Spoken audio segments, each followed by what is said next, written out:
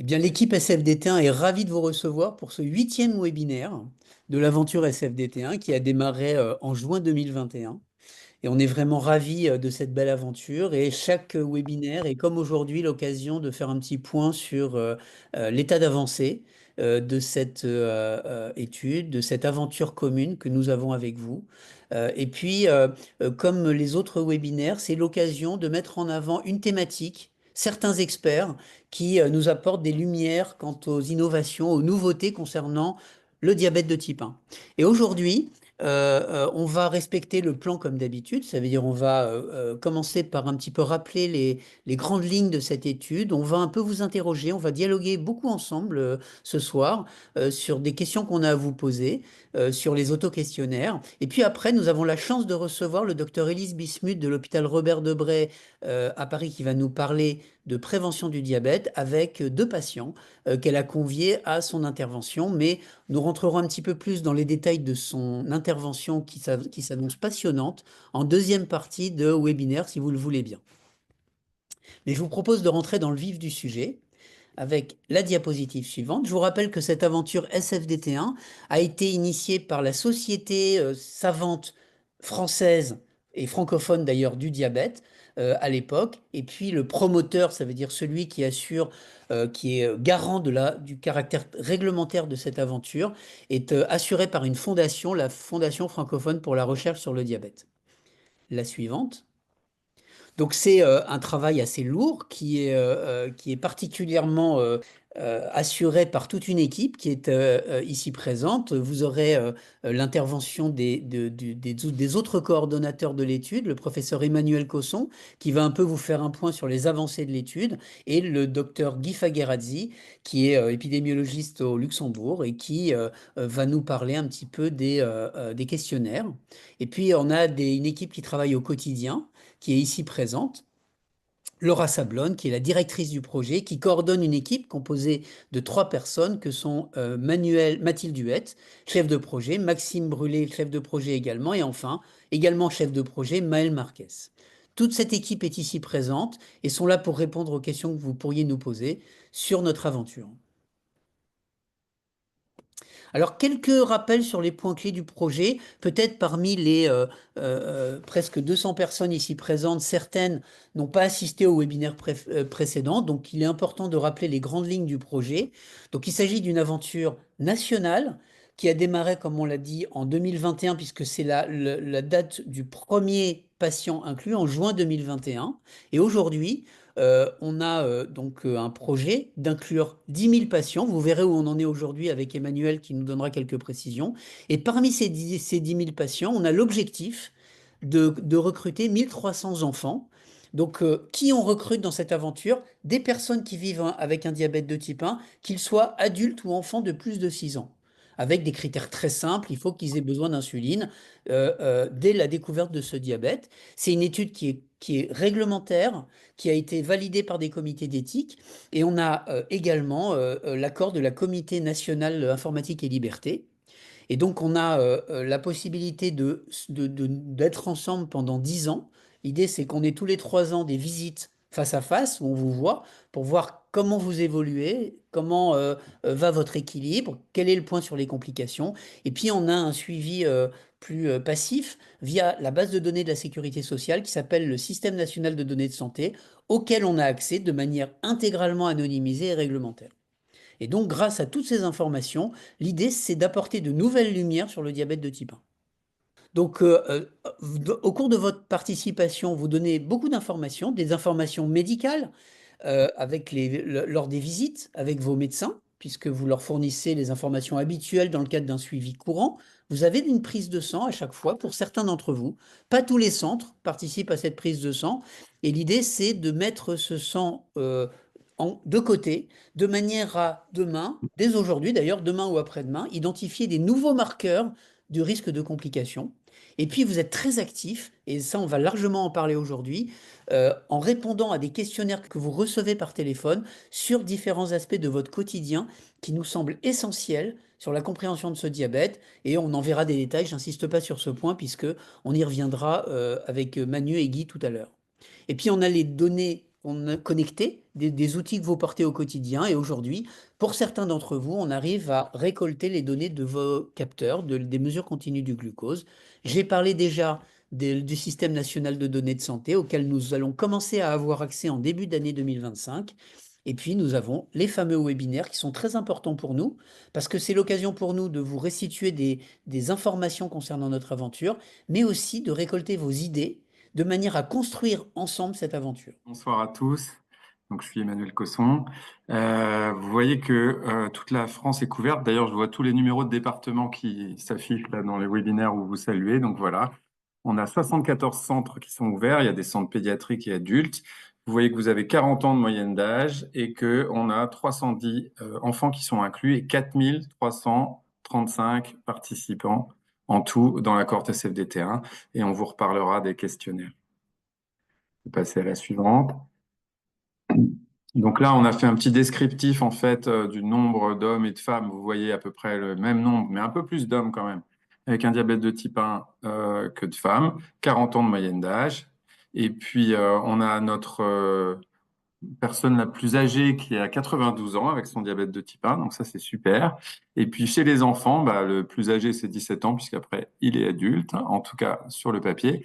Et on a un peu plus de garçons que de filles également avec 12 ans de moyenne d'âge. On va vous parler un petit peu des résultats dans SFDT1. Et c'est Guy qui va vous Oui, parler un petit peu des questionnaires mensuels. merci Emmanuel, bonsoir à tous. Donc, je suis Guy Fagherazzi. Moi, je suis pas médecin, je suis chercheur. Et donc, en tant que scientifique, on analyse les données. Et avant de vous parler de tous ces questionnaires mensuels qu'on étudie et sur lesquels on fait de la recherche, je voulais vous remercier pour votre temps que vous consacrez à cette étude, puisque tous les mois, vous répondez, pour la plupart d'entre vous, à ces questionnaires qui sont chaque mois sur une thématique particulière. Vous avez sur cette diapositive les mots-clés qui sont importants, puisque nous, quand on travaille sur le diabète de type 1, on essaie de comprendre tous les impacts que cette pathologie peut avoir sur la vie au quotidien. On essaye d'aller bien au-delà d'optimiser l'équilibre glycémique ou de savoir quel est l'impact de la dose d'insuline. On s'intéresse à la personne qui vit avec le diabète de type 1 et donc on s'intéresse à sa qualité de vie, on s'intéresse à l'impact du diabète sur son quotidien, aux problèmes de la vie de tous les jours liés au diabète, aux symptômes que la maladie peut engendrer, à l'estime de soi, au fardeau du traitement, parce que c'est très lourd parfois, certains jours, de suivre le traitement qui est imposé par cette maladie, les questions d'alimentation, le sommeil, la santé bucco-dentaire, l'anxiété, les symptômes de dépression, l'impact pour ceux qui sont au travail, l'impact sur la productivité. Toutes ces dimensions-là sont très importantes pour nous, pour mieux comprendre vraiment le diabète de type 1 et les complications qui y sont associées. Et donc, avec ce système de questionnaire tous les mois, on a des informations très riches et il y a très peu d'études de recherche dans le monde qui ont toutes ces informations-là, en plus des données qu'on appelle cliniques habituelles. Donc vraiment un grand merci à vous pour le temps que vous y consacrez. C'est des données qui sont très riches et très précieuses pour la recherche. Donc si on avance sur la diapositive suivante, vous allez voir un graphique qui donne le taux de réponse, donc le pourcentage de participants de l'étude SFDT1 sur les différentes années qui répondent à ces questionnaires. Et vous voyez qu'au début, donc très vite après l'inclusion, après le démarrage de l'étude, on est à peu près à 70% des personnes qui répondent à ces questionnaires tous les mois. Donc, c'est beaucoup. On vous remercie énormément. Et ensuite, chaque année, ça diminue un petit peu, mais ça reste très bon. Et en tout cas, ce qu'on voulait faire passer comme message aujourd'hui, c'était que continuez de le faire. Merci de le faire parce que c'est des données qui sont très riches. Et si vous y répondez tous les mois et ensuite toutes les années, on va avoir des données sur l'évolution de la perception de votre diabète, de la perception de votre qualité de vie. Et ça, ce sont des données qui sont très importantes pour la recherche sur le diabète de type 1. Voilà, donc encore grand merci. Et puis, je veux peut-être passer la parole maintenant à Emmanuel de nouveau. Alors avant lui, je voudrais rajouter une petite précision très importante par rapport à ce que vient de nous exposer Guy. C'est le fait que tous ces questionnaires qui ont été envoyés à tout le monde l'ont été essentiellement pour les gens, les adultes, au-delà de 18 ans. Il y a, avec notamment le docteur Elise Bismuth ici présente, quelques questionnaires à l'âge pédiatrique, mais qui sont bien plus rares puisque moins de questionnaires sont validés chez l'enfant et l'adolescent. C'est juste il y a des gens qui s'étonnent de ne pas recevoir des questionnaires de manière mensuelle. Donc c'est pour les mineurs, c'est normal, puisque l'essentiel des questionnaires qu'on envoie, c'est plutôt pas pour l'âge adulte, pour des raisons de validation de questionnaires. Merci Jean-Pierre. On peut peut-être passer à la diapositive On est suivante. hyper content que vous répondiez au questionnaire, évidemment. Et surtout, l'idée, c'est de faire avancer la recherche sur le diabète de type 1. Mais c'est aussi, on se dit on pourrait faire encore mieux. On veut évaluer un petit peu avec vous. On a eu des idées, mais on aimerait bien que vous nous donniez des idées sur ce qui vous motiverait à répondre davantage aux questionnaires tous les mois quand vous les recevez. Et donc, il y a la discussion où vous pouvez écrire. Et ce qu'on vous propose, c'est si vous avez des idées, s'il y a des choses qui vous motivent ou des choses qui vous rebutent d'ailleurs pour répondre aux questionnaires, vraiment que vous les marquiez. Et puis nous, on note tout ça et ça nous donne des idées après pour améliorer et que vous ayez plus envie de répondre ou pas, ou qu'on vous rassure sur des choses ou je ne sais pas. Donc, on a, nous, envisagé plusieurs pistes. Et la première, c'est déjà de changer un peu les mails d'invitation. Parce que quand on les a fait il y a 4 5 ans, quand on les a créés, éventuellement, la forme, on pouvait pas forcément faire des choses très jolies. Et peut-être que si c'était un peu plus joli, plus attirant, mieux écrit, vous auriez plus envie de répondre. Et donc, ce que je vous propose, c'est qu'on lance un petit vote et avec la question, voilà, vous cochez dessus en fait, quelle importance vous accordez aux mails d'invitation. Donc quand vous les recevez, est-ce que c'est important la façon dont c'est présenté? Donc l'idée là, c'est que vous cliquez. Nous, on peut pas. Et je vous laisse cliquer. Et puis je pense Hervé, il va nous Bien sûr. voilà. Tu vas nous dire où on en est. Donc, important 43%, très important 17%. Donc, c'est vraiment quelque chose on peut améliorer, on va dire. Ils sont pas forcément nuls, mais on peut travailler là-dessus pour vous donner envie de répondre. Ça marche. On va faire ça. Donc, on a d'autres propositions. La deuxième, il n'y en a pas 10 000. Mais de toute façon, c'est sympa. L'intégration de nouvelles thématiques. Vous avez vu qu'on a des thématiques régulières. Guy vous les a présentées. Et il y en a certaines qu'on répète. Alors en fait, on pense que c'est quelque chose d'important parce que finalement, voir l'évolution, mettons, de l'anxiété, de la détresse liée au diabète tous les ans, c'est pas mal. Et comme ça, on peut voir comment ça évolue. Et ça nous semble intéressant. Mais il y a éventuellement des nouvelles thématiques qu'on ne couvre pas. Et finalement, ça rejoint un peu la question initiale de qu'est-ce qui vous intéresserait ou qu'est-ce qui ferait changer les choses. On voudrait savoir si le fait que ce soit des nouvelles thématiques que ça soit renouvelé, ça vous aiderait, ça vous donnerait plus envie de répondre.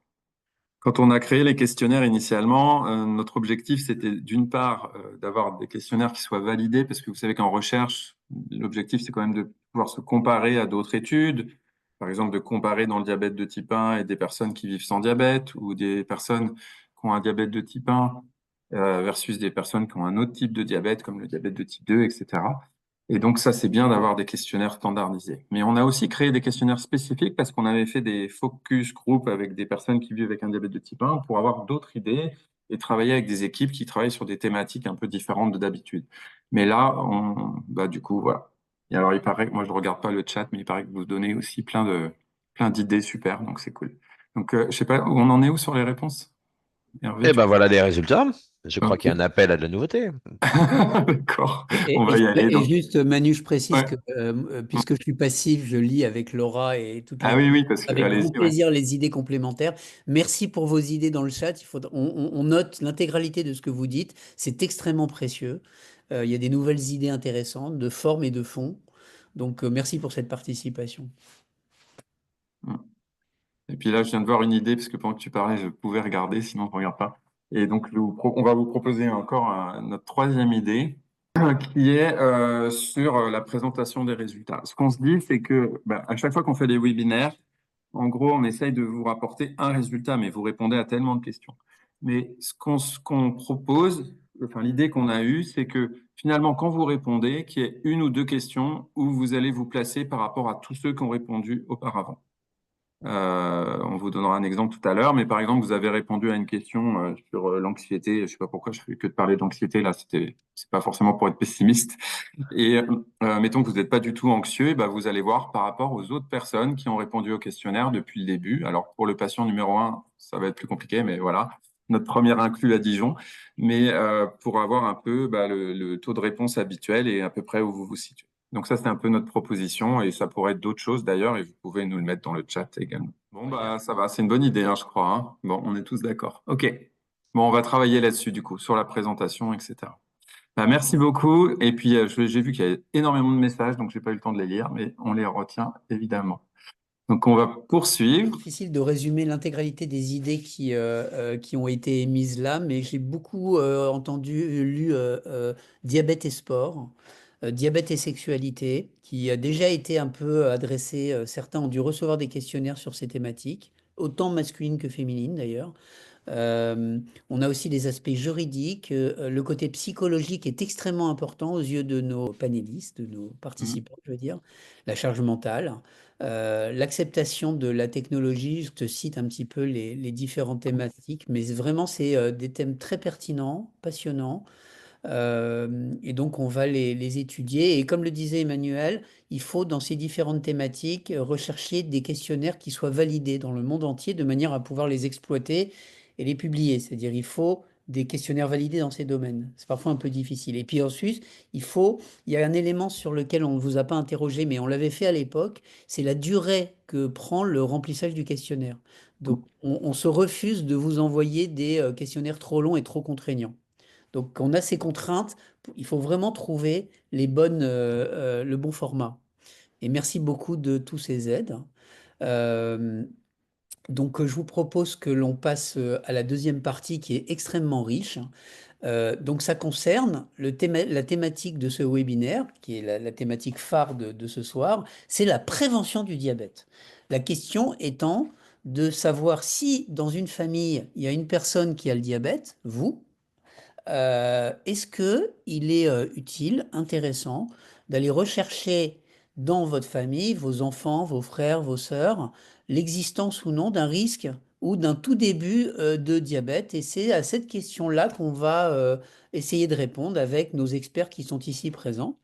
Alors, avant de rentrer dans le vif du sujet et de laisser la parole à Élise Bismuth et les autres personnes qui sont présentes, on a fouillé dans notre base SFDT1, c'est-à-dire dans vos données, la question de savoir combien de personnes participant à SFDT1 ont dans leur famille quelqu'un qui a aussi un diabète de type 1. Donc, l'étude que je vous présente ici a été effectuée chez 3840 participants, donc c'était il y a quelques semaines. Aujourd'hui, on est à près de 4300 personnes. Donc, sur les 3840 participants, eh bien, parmi vous, 3% d'entre vous ont un diabète de type 1 chez le père, chez votre père, 2,1% chez votre mère, 7,7% chez le frère ou la sœur et dans 1,5% des cas chez l'un de vos enfants. Donc, on voit que c'est pas rare et qu'au total, 14% d'entre vous a un de vos proches qui a un diabète de type 1 au premier degré, c'est-à-dire père, mère, frère, sœur, fils ou fille. Donc effectivement, c'est pas rare. Donc, est-ce que c'est pertinent d'avoir ce dépistage? Je ne veux pas déflorer le sujet et je laisse la parole au docteur Élise Bismuth, qui est diabétologue à l'hôpital Robert Debré et qui est pédiatre, diabétologue pédiatre et qui est une experte de ce sujet. Élise, je te laisse la parole et je te remercie vraiment vivement d'avoir été présente. Bonjour à tous, je suis vraiment ravie d'être avec vous ce soir. Donc merci à toute l'équipe SFDT1. Donc je ne suis pas venue seule, je suis venue avec Gaëlle et Lina qui pourront témoigner après ma courte présentation sur le sujet. Donc, on va aller dans le vif du sujet. Donc la question du jour, c'est est-ce qu'il faudrait, et si on veut, comment envisager le dépistage du diabète de type 1 dans ma famille proche? Alors, je vous propose un petit fil conducteur pour les 5-10 minutes qu'on va avoir pour cette partie-là. Donc, dépistage du diabète de type 1, de quoi parle-t-on? Pourquoi dépister? Qui on dépiste? Et je voyais que dans le chat, il y avait des questions sur est-ce que les oncles, les tantes, ça fait partie des proches, etc.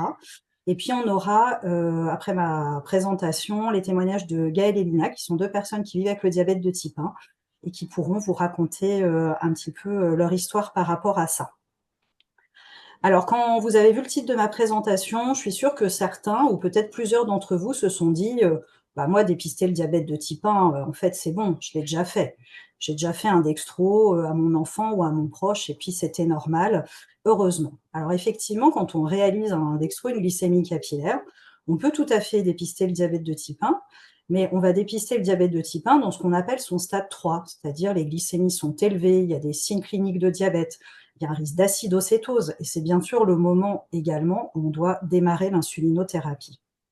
On va essayer de revenir un petit peu en arrière. Comment on en est arrivé là, en fait, à ce stade 3? Bah, à la base, on a une quantité de cellules à insuline, les cellules bêta du pancréas, normales, qui fonctionnent. On n'a pas de diabète, mais on est prédisposé et à un moment, on va se mettre en route une réponse immunitaire, c'est-à-dire que le corps, finalement, va se mettre à détruire les cellules à insuline. Et finalement, lors de cette destruction progressive des cellules bêta, mais en fait, au départ, il se passe absolument rien côté glycémie, c'est strictement normal. Et cette phase, elle peut durer des mois, des années, des dizaines d'années. On va voir ensuite s'installer des anomalies discrètes de glycémie, qu'on ne peut pas complètement non plus attraper en faisant la glycémie capillaire. Il n'y a pas de signe de diabète. Et puis après, il y a le stade 3. Alors une fois qu'on a dit ça, du coup, on a un moyen finalement très très très simple de repérer le diabète de type 1 tôt, mais vraiment très tôt. Dans le sens où pas d'auto-anticorps. L'auto-anticorps, c'est ces marqueurs en fait. Quand les cellules du corps sont attaquées, sont détruites, il y a des auto-anticorps qui apparaissent. On n'en a pas, il n'y a pas de diabète de type 1. On en a plusieurs qui apparaissent, ça signe le début de la maladie, du diabète de type 1. Et c'est fait ça, en fait, le dépistage du diabète de type 1. Repérer tôt, même avant l'anomalie, les anomalies glycémiques. Alors du coup, à ce stade, vous pouvez aussi me dire finalement pourquoi dépister? Parce que là, on dit la glycémie, elle est normale, il n'y a pas de signe clinique, et puis on dit de toute façon, l'insuline, c'est au stade 3, là, quand c'est très élevé. Donc finalement, à quoi ça va servir?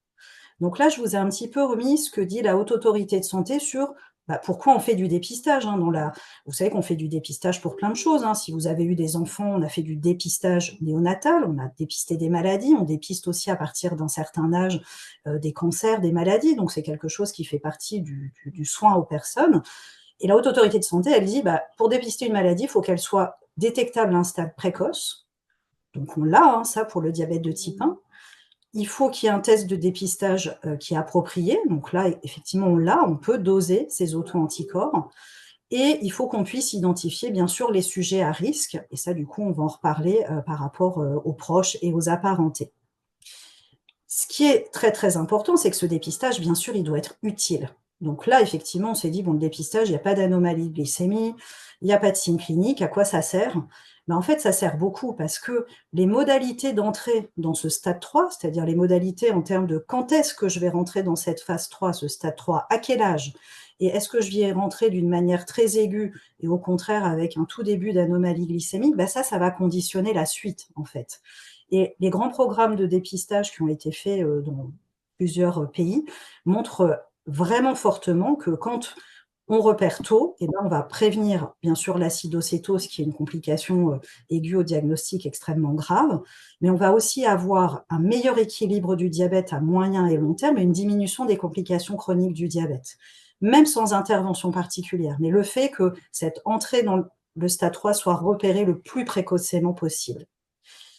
Pour dépister, c'est quand même bien d'avoir des traitements efficaces et qu'on peut mettre en place rapidement. Donc le traitement du diabète de type 1, c'est l'insuline. Donc ça, si on est au stade 2, au début de stade 3, on va mettre l'insuline précocement, on l'a. Ce qu'on a également depuis là très très récemment, c'est de premiers médicaments en fait qui peuvent ralentir en fait ce passage d'une phase à l'autre et notamment de la phase 2 aux phase 3 et donc retarder la mise sous insuline. Donc ces médicaments, pour l'instant, c'était dans le cadre d'études. Certains arrivent dans le soin courant et ça va pouvoir bien sûr être intéressant dans la démarche. Alors une fois que je vous ai dit ça, votre question d'après, pour moi c'est évident, c'est mais pourquoi on n'en a jamais parlé? Alors je dis ça, vous pouvez mettre sur le chat, peut-être que vos diabétos, tout ça, vous en ont parlé ou peut-être pas.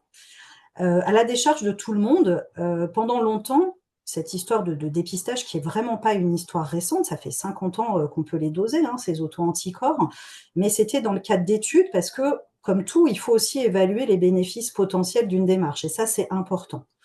Les soignants, ils ont aussi peur d'induire du stress chez leurs patients supplémentaires sur quelque chose qui va arriver pas tout de suite, la mise sous insuline, qui peut arriver, comme je vous l'ai dit, des mois, des années, des dizaines d'années, etc.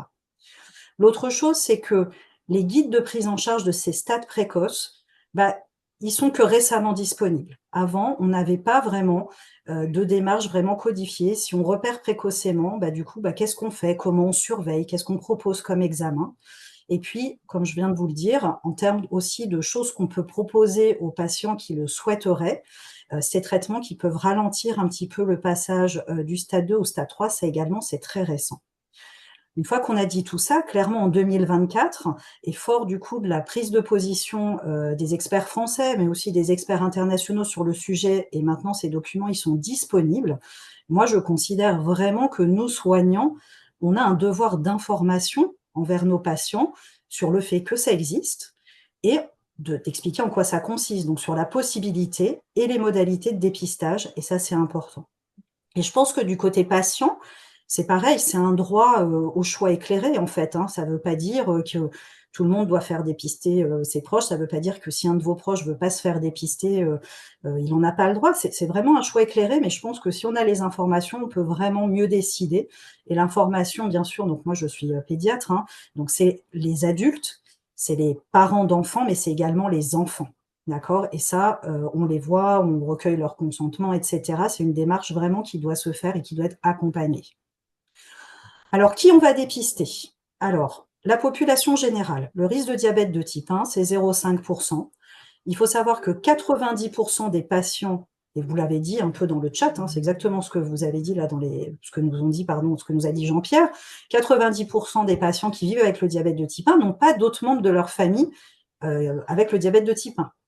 On sait également que ces patients, dans la moitié des cas, quasiment, ils se présentent dans une situation très aiguë au diagnostic. Donc, dépister la population générale du diabète de type 1, ça a du sens. C'est pas mis en place, ça commence à l'être tout doucement dans certains pays.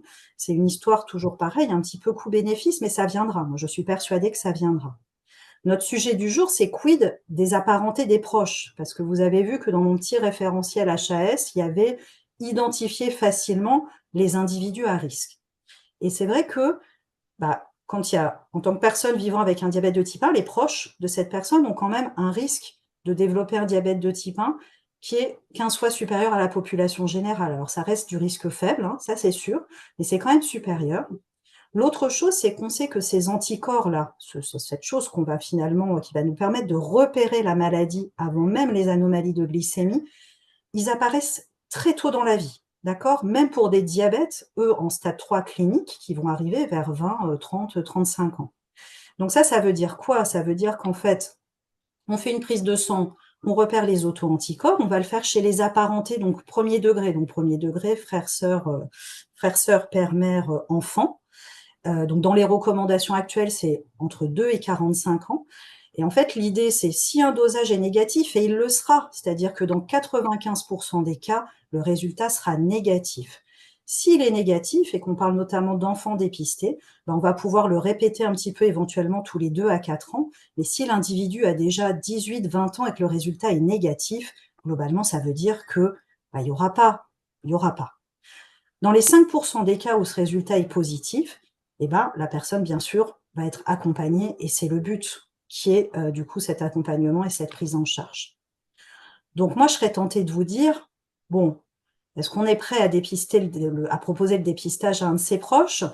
Moi, je serais tentée de vous dire, vous avez déjà fait un dextro une ou plusieurs fois à votre proche pour voir son niveau de glycémie au cas où? Vous pensez peut-être régulièrement que votre proche pourrait lui aussi avoir le diabète de type 1 un jour? Vous faites confiance à votre équipe de soins pour vous accompagner de la meilleure manière dans cette démarche? Et vous vous sentiriez finalement rassuré qu'en cas de diabète de type 1, votre proche soit diagnostiqué le plus tôt possible, qu'il puisse être suivi régulièrement et accompagné dans la découverte de sa maladie, sans nécessité de se traiter à l'insuline dans l'immédiat, sans cette urgence de traitement. Vous aimeriez peut-être aussi pouvoir repousser le plus possible la mise sous insuline de votre proche, Et je serais tentée de vous dire que dans ces cas-là, effectivement, il ne faut pas hésiter à en parler avec votre diabétologue qui vous donnera les informations, parce vous avez droit à cette information, il faut la demander si on ne vous la donne pas. Et donc là, je crois qu'on a une petite question avant les témoignages, c'est ça? Oui, il y a plusieurs questions. Non, mais une Peut-être j'en question qu'on doit leur poser, Alors, non? On leur pose pas ouais, une en fait, question? je ne sais pas, qu'est-ce que vous en pensez? Qu'est-ce que tu en penses, Élise? Est-ce qu'on fait participer tes Je pense collègues? qu'on peut faire les témoignages avant, peut-être. Ouais, je pense aussi, mais alors effectivement, comme le disait Manu, il y a beaucoup, beaucoup de questions qui sont D'accord. redondantes et en plus, bon, tu en as répondu à un certain nombre, mais il y en a d'autres qui sont quand même intéressantes. On le fait après? Ouais, on peut en poser deux, trois là, de toute façon, c'est pas grave. D'accord. Je sais pas, comme vous voulez. Ouais, moi, j'ai envie d'en poser une parce que j'ai vu qu'elle brûlait un peu.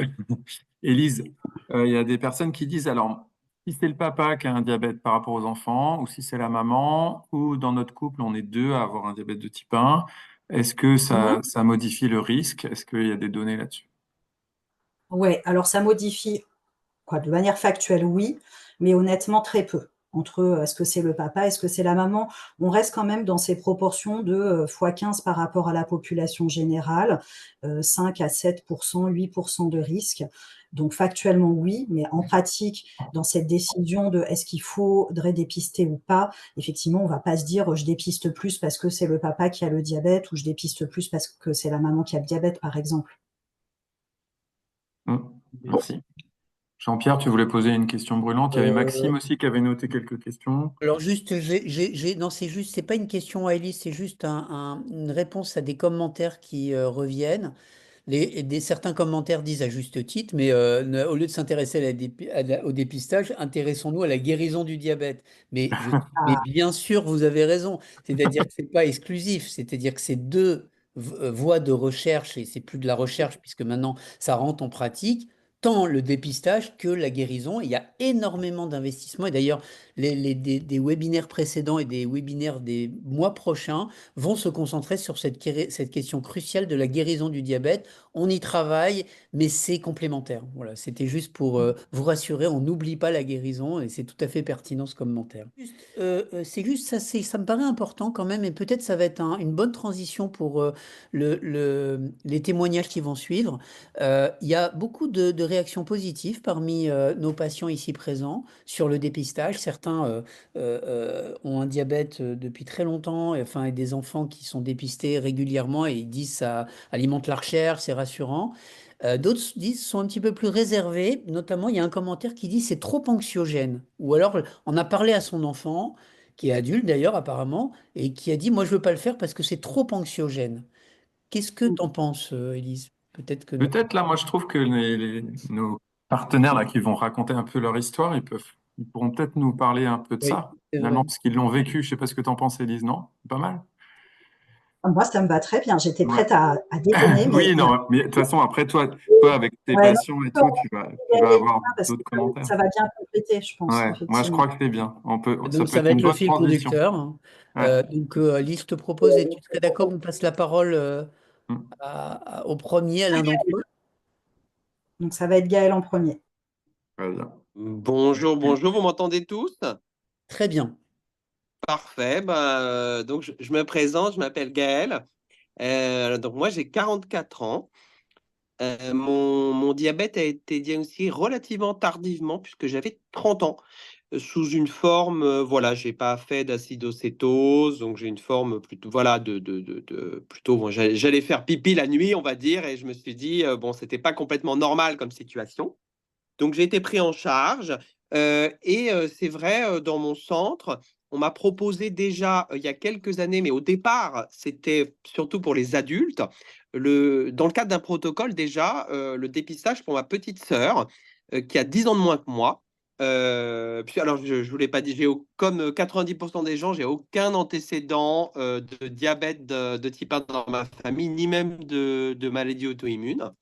Donc, on a d'abord dépisté dans le cadre de cette étude ma petite sœur, bon, qui en l'occurrence n'avait pas d'anticorps et elle avait déjà au moment où on l'a dépistée, c'était il y a, je crois, 4 ans, donc elle avait plus de 30 ans, donc voilà, c'était très rassurant. Elle a fait donc les anticorps,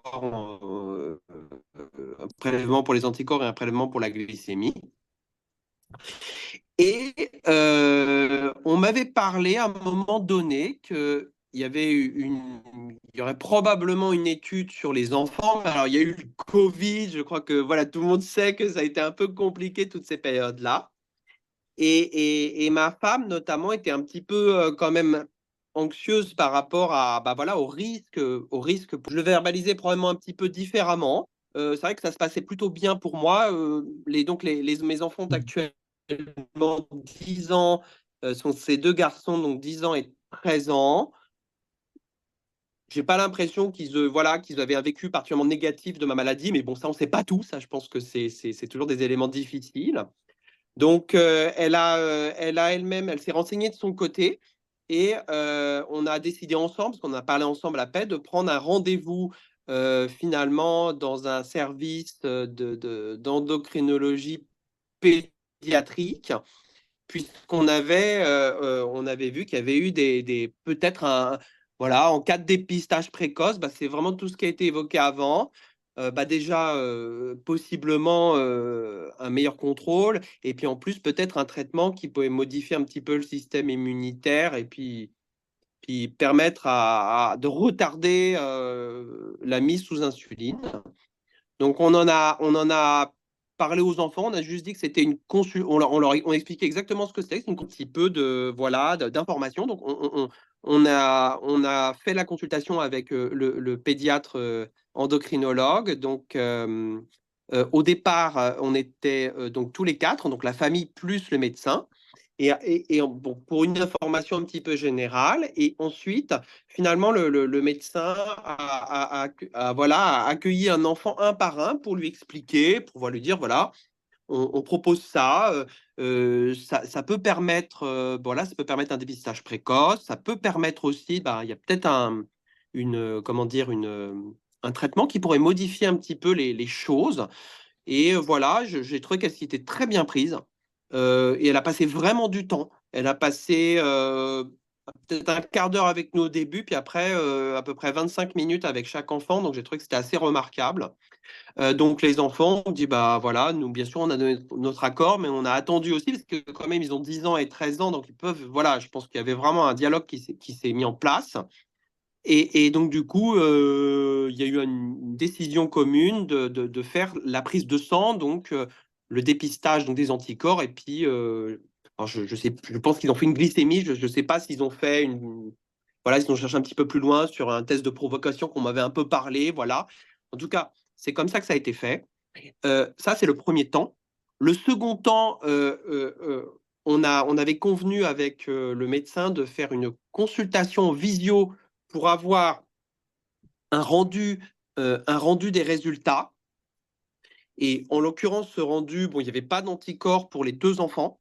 Donc, il y a eu une première, je ne sais pas où ça s'est arrêté, mais en tout cas, il y a eu une consultation visio, donc les parents, donc moi, mon épouse et le médecin, pour donner les résultats, bon, qui étaient bons dans le sens où il n'y avait pas d'anticorps.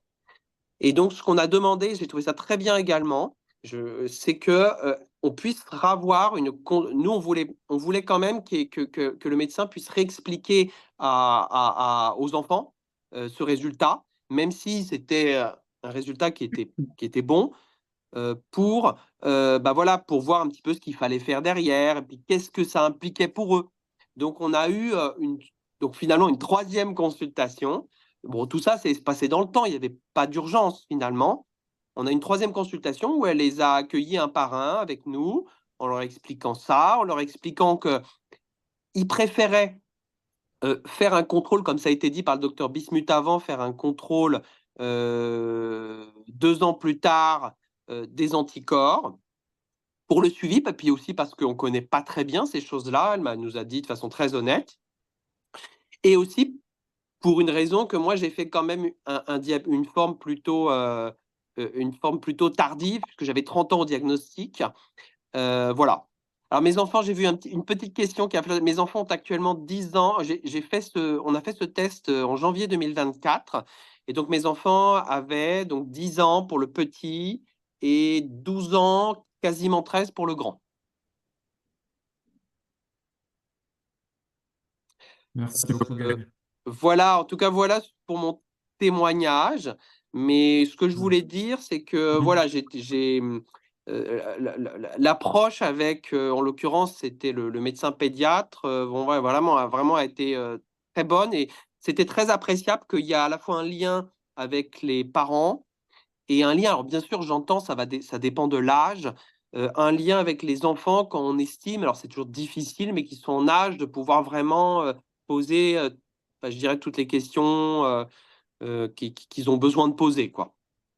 Merci beaucoup Gaël, c'est vraiment les gens dans le webinaire, les témoignages sont vraiment contents et vous remercient pour ce témoignage très clair.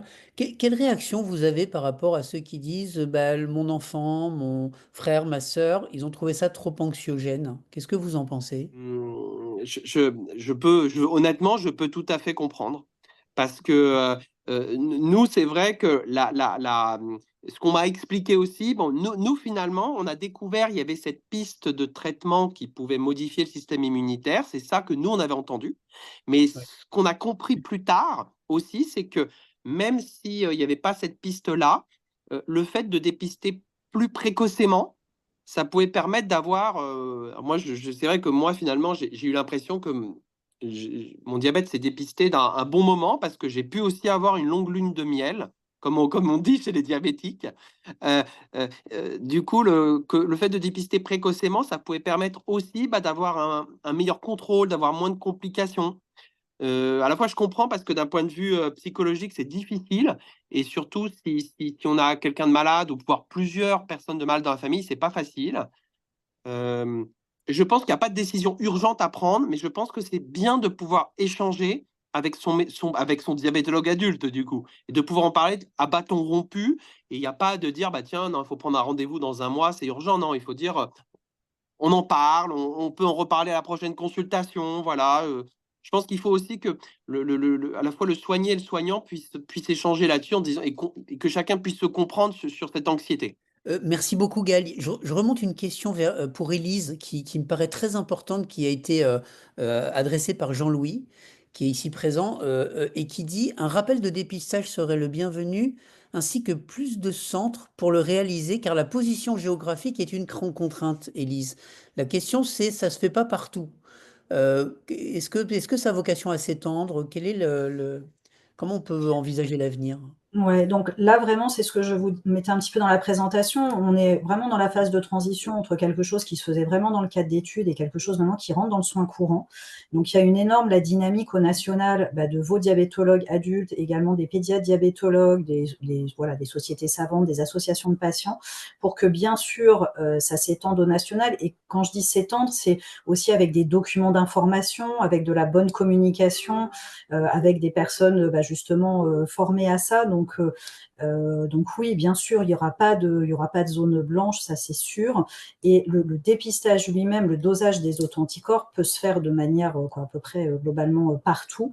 Après, effectivement, le suivi de la petite proportion de patients dépistés précocement, ça sera probablement plus dans certains centres, mais ça, c'est pas le problème. Pour le dépistage, vraiment, l'idée, c'est que bien sûr, ça s'étende et c'est en cours. Hein. C'est vraiment une dynamique très active actuellement. Et je remonte à une autre question c'est peut-être un rappel de ce que tu as déjà présenté dans la présentation. C'est quelqu'un qui dit, mais juste, j'ai pas bien compris, c'est aller vite. Euh, Quand c'est positif, est-ce que c'est certain que je serai diabétique, que mes enfants seront diabétiques ou c'est la question posée? Ouais, alors c'est une très bonne question parce que en fait, c'est la clé de compréhension de tout ça et de la démarche. Donc vraiment, quand les auto-anticorps sont présents, donc alors après, c'est notre entre guillemets jargon à nous, quoi. Voilà, il y a un nombre d'auto-anticorps, etc. Mais peu importe. Mais quand on dit effectivement auto-anticorps présents, c'est le diabète de type 1, en fait. Donc, dans 100% des cas, à l'échelle de la vie, il y aura ce stade 3 clinique, mais comme je vous dis, à l'échelle de la vie, c'est des mois, des années, des dizaines d'années. Hein. La moitié des patients révèlent leur diabète de type 1 en période pédiatrique adolescente, l'autre moitié en période adulte. Je suis sûre que parmi vous, beaucoup l'ont développé à l'âge adulte. C'est moitié-moitié. Mais en fait, cette auto-immunité, là, ce qu'on repère, les anticorps, en fait, ils étaient présents, mais bien avant ça. Et encore une fois, l'idée de ce dépistage précoce, c'est à quel âge, à quel moment on va rentrer dans ce stade 3, à quel moment on va avoir besoin d'insuline et dans quelle modalité. C'est ça qui change la course, en fait. J'espère que j'ai répondu à la question. C'est très très clair, merci beaucoup. D'ailleurs, les gens te remercient dans Et le chat. ouais. Peut-être en complément, Élise, il y a beaucoup d'anxiété par rapport à ce dépistage, par exemple avec ces enfants, ce qu'on comprend très bien, évidemment. Si c'est négatif, du coup, est-ce qu'on peut être complètement rassuré ou pas? Est-ce que ça peut être évolutif? Parce que évidemment, enfin, en général, et tu l'as bien dit, c'est négatif, hein, donc c'est une bonne nouvelle, ça peut être rassurant. Donc le côté anxiogène peut être contrecarré par ça, mais est-ce qu'il faut répéter les dosages, etc. Ouais. Alors ça, c'est une très bonne question. Et donc, c'est pour ça qu'en fait, quand je vous disais les recommandations internationales, françaises, tout ça, là maintenant, c'est bien appuyé, bien publié. C'est pour ça que c'est important. Donc, les auto-anticorps apparaissent tôt dans la vie, mais on sait qu'à partir d'un certain âge, effectivement, s'il n'y en a plus, il n'y en aura pas, quoi. Il n'y aura pas d'auto-immunité et après, il n'y aura pas de diabète de type 1. Donc, cet âge, alors ça dépend un petit peu des recommandations, mais en France, on dit qu'au moins jusqu'à l'âge de 12 ans, alors des fois ça monte un petit peu, mais en gros, en période pédiatrique, on va avoir tendance à répéter un peu tous les 2 à 4 ans, mais globalement, effectivement, si à 20 ans, il n'y a pas d'auto-anticorps, il y en aura probablement, quoi, il n'y en aura pas après, même, on peut être clair là-dessus. Donc là, on va répéter le dosage. Effectivement, comme les recommandations, vous savez que l'âge de révélation du diabète, ça baisse, hein. Un quart des enfants actuellement en France qui révèlent le diabète ont moins de 5 ans au moment de leur diagnostic, c'est très jeune. Donc cette auto-immunité, effectivement, elle apparaît tôt. Donc dès l'âge de 2 ans, on peut proposer ce repérage précoce qui a tout intérêt pour réduire l'acidocétose, etc. Mais si on l'a fait le premier dosage effectivement à 4 ans et que c'est négatif, effectivement, on va le répéter, on proposera de le répéter vers l'âge de 6-7 ans, puis vers l'âge de 10 ans, par exemple, et l'âge de 13 ans.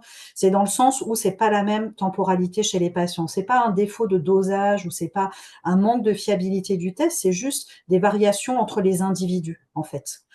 Après, si c'est un premier dosage, un premier dépistage à l'âge adulte, ça je crois que mes collègues qui sont là, hein, Emmanuel et Guy et Jean-Pierre pourront répondre. Si c'est négatif et entre guillemets, on n'en parle plus. Il n'y a pas de redosage, hein. Donc c'est vraiment très spécifique le redosage à la population quoi. Voilà, aux enfants, ça c'est clair. Enfants, voilà. Bon, je pense que Donc, ça rassure probablement, et c'est vrai qu'il faut être accompagné dans tout ça, évidemment. Et on a les résultats assez rapidement aussi, parce qu'il y a aussi ce stress, moi je trouve. Tu vas faire une prise de sang pour ton enfant, puis t'attends, et il y a ce stress qui persiste. Voilà. donc moi, je veux juste revenir un tout petit peu sur le stress, puis je pense qu'on va écouter après Lina parce que c'est aussi. Merci Lina d'être Alors, avec nous. Et c'est aussi. ouais, Alors, super. Donc juste avant pour l'histoire du stress, parce que ouais, et de le l'attente. stress, c'est stress des patients, mais nous, soignants, on n'a pas envie d'induire du stress chez nos familles, en Voilà. fait, hein. Donc, c'est souvent pour ça que le sujet n'est pas évoqué. Donc, pareil, dans les programmes de dépistage, tout ça, il a été bien montré qu'effectivement, au moment de ce dépistage, et si effectivement il y a une annonce précoce de diabète de type 1, il y a un stress, effectivement, qui ressemble un peu au stress d'une annonce de diabète, entre guillemets, standard, mais Mhm. qu'en fait, au fil du temps, clairement, ça s'apaise et qu'au moment de l'entrée, finalement, de la nécessité d'insuline, du stade 3, etc., les choses, elles sont beaucoup plus abaissées et on n'a pas du tout le même niveau de stress, pour le coup, qu'une annonce. Et on est accompagné, c'est-à-dire que l'idée, encore une fois, c'est que là, on sait très bien, on a un interlocuteur, on sait ce qui va se passer, quoi.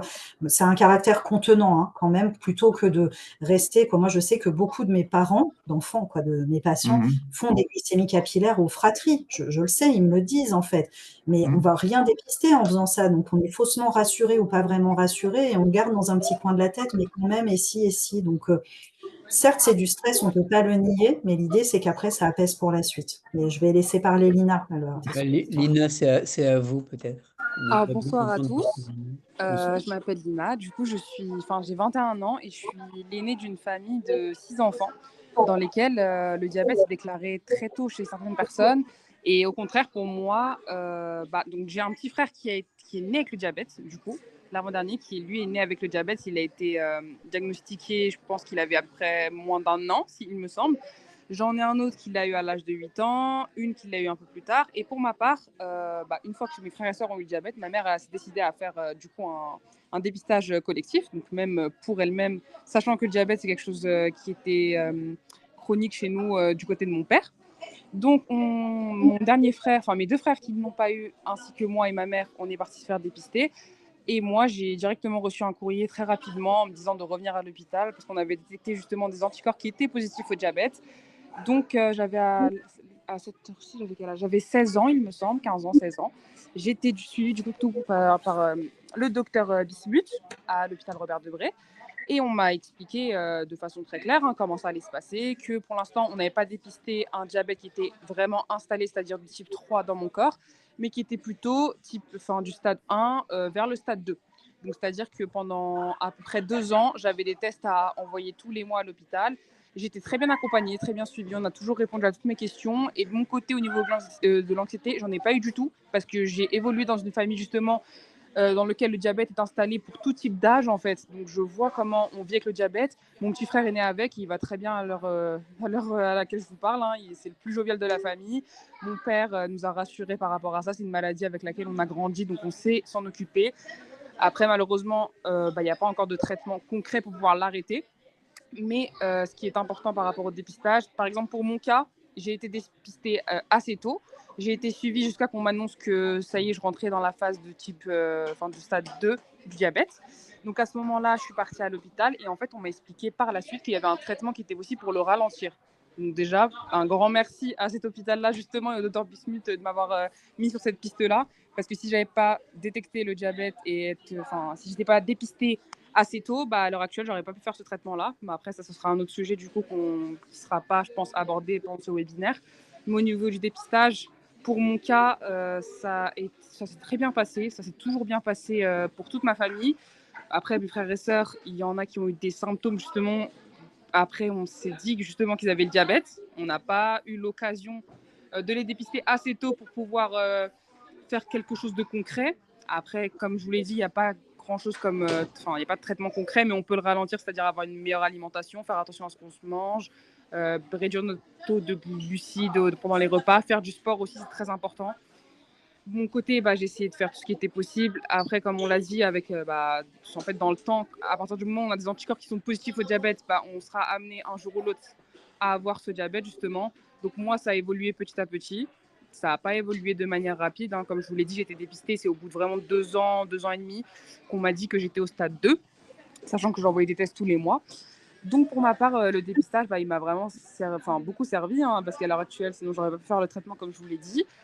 Et c'est quelque chose qui, du coup, était de familial. Contrairement à Gaël, du coup, moi, de mon côté, j'avais pas de symptômes. Mes frères et sœurs en ont eu, ceux qui ont le diabète à l'heure actuelle, et tout se passe bien. On a eu différentes façons de gérer le diabète, c'est-à-dire au niveau des systèmes avec de l'insuline, avec des piqûres, avec des pompes.